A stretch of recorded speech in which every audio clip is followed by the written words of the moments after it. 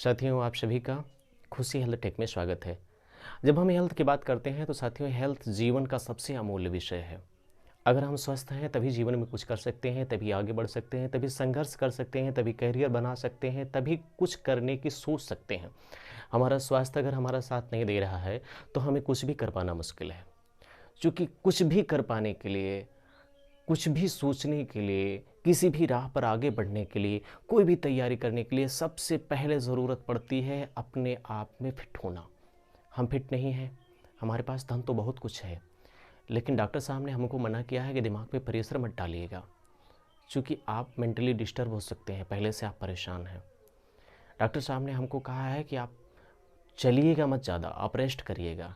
Doctor साहब ने हमको कह दिया है कि आपको कुछ खाना पीना नहीं है, मसालेदार चीज़ें नहीं खानी है, ठंडी चीज़ें नहीं खानी है, ये नहीं खाना है, वो नहीं खाना है, क्योंकि ये आपके स्वास्थ्य के लिए हानिकारक। खाना क्या है? आपको बिना मसाले के पानी में भुजी हुई हरी सब्जियां खानी है। उस समय कंडीशन ये बनता है कि जब हम अपने स्वादानुरूप खा भी नहीं पा रहे होते हैं और शरीर हमारा कमज़ोर होता है, वीकनेस हमको घेरे रहती है, तो फिर बाकी चीज़ें कर पाना तो बड़ा मुश्किल है जब हम सिर्फ खा ही नहीं पा रहे हैं। तो कहने का मकसद हमारा ये है कि आपको पढ़ाई करना है, करियर बनाना है, आपको शिक्षा जगत में, स्वास्थ्य जगत में, विज्ञान जगत में, खेल जगत में, साहित्य जगत में, सब कुछ छोड़ दीजिए। इन सभी जगत में जाने की बात तो छोड़िए। अगर हम ग्रामीण अंचल में हैं और हमको अपनी सिर्फ खेती किसानी करना है, तब वो भी हम तभी कर पाएंगे जब हम स्वस्थ होंगे। और मुझे तो लगता है कि अगर आप अस्वस्थ हैं तो कुछ भी कर पाना तो दूर की बात है, अपने आप की देखभाल कर पाना भी बड़ा मुश्किल हो जाता है। तो साथियों, मेरे कहने का मतलब बस यही है कि सबसे पहली प्राथमिकता, सबसे पहली प्रायोरिटी आपकी ये होनी चाहिए कि हम अपने आप को फिट रखें। जब हम फिट होंगे जीवन में, तभी कुछ कर पाएंगे, तभी आगे बढ़ पाएंगे, तभी आगे बढ़ने के लिए सोच पाएंगे, तभी अपने परिवार के लिए सोच पाएंगे, अपनी जिम्मेदारियों को समझ पाएंगे और अपने उत्तरदायित्व का बखूबी निर्वहन कर पाएंगे। देखिए, कई सारे राइटरों ने बहुत सारी बातें इसमें कही हैं। मैं एक दो लोगों की बातें आपको बताता हूँ। एक इंग्लिश की लाइन आप लोगों ने अक्सर सुनी होगी कि wealth is gone nothing gone, character is gone something gone, but health is gone everything gone. अगर हिंदी की भाषा में समझें तो हिंदी साहित्य में कवि महोदय ने इसी चीज़ को एक लाइन में कहा है कि धन यदि गया, गया नहीं कछु,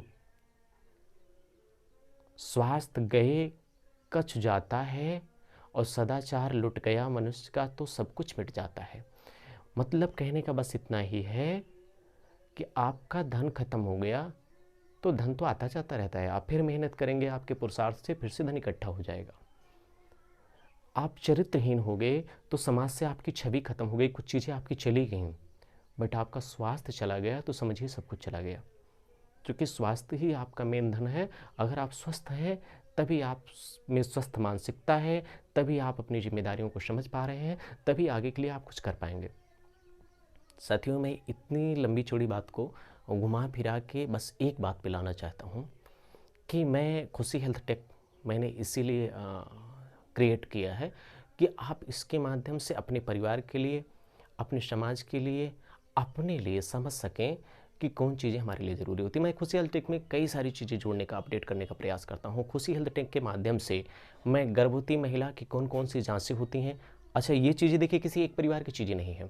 मैं आपको बता दूं कि इस चैनल में मैं उन चीज़ों को क्रिएट करने का, उन चीज़ों को डिफ़ाइन करने का, उन चीज़ों को बताने का प्रयास करता हूं जो आम जनमानस से लेके एक जो हेल्थ डिपार्टमेंट में पोस्टेड व्यक्ति है उस तक के लिए फ़ायदेमंद है।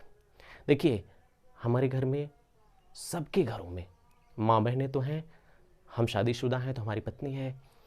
तो देखिए, हर महिलाओं को एक ना एक दिन माँ बनना होता है और माँ बनने का सुख प्राप्त करना हर कोई चाहता है। लेकिन एक स्वस्थ माँ से ही एक स्वस्थ बच्चे का जन्म होता है। और स्वस्थ माँ होने के लिए गर्भवती महिला की कौन कौन सी जांचें होती हैं, कौन कौन से उसको वैक्सीन लगते हैं, एएनएम द्वारा उसको क्या सेवाएं मिलती हैं, आपके गांव की जो आशा हैं वो कौन सी सर्विस प्रोवाइड करती हैं, आंगनबाड़ी उसको क्या देती हैं, पोषाहार, टीकाकरण, स्वास्थ्य जांच, सारी चीज़ें मैं इस वीडियो के माध्यम से, मतलब खुशी हेल्थ टेक के माध्यम से बताने का प्रयास करता हूँ। तो मेरा आप सभी लोगों से रिक्वेस्ट है कि आप खुशी हेल्थ टेक चैनल को सब्सक्राइब करें, लाइक करें, शेयर करें ज़्यादा से ज़्यादा लोगों में, और इसमें जो वीडियो अपडेट होते हैं उन सारी वीडियो को सुनने, देखने, समझने का काम करें।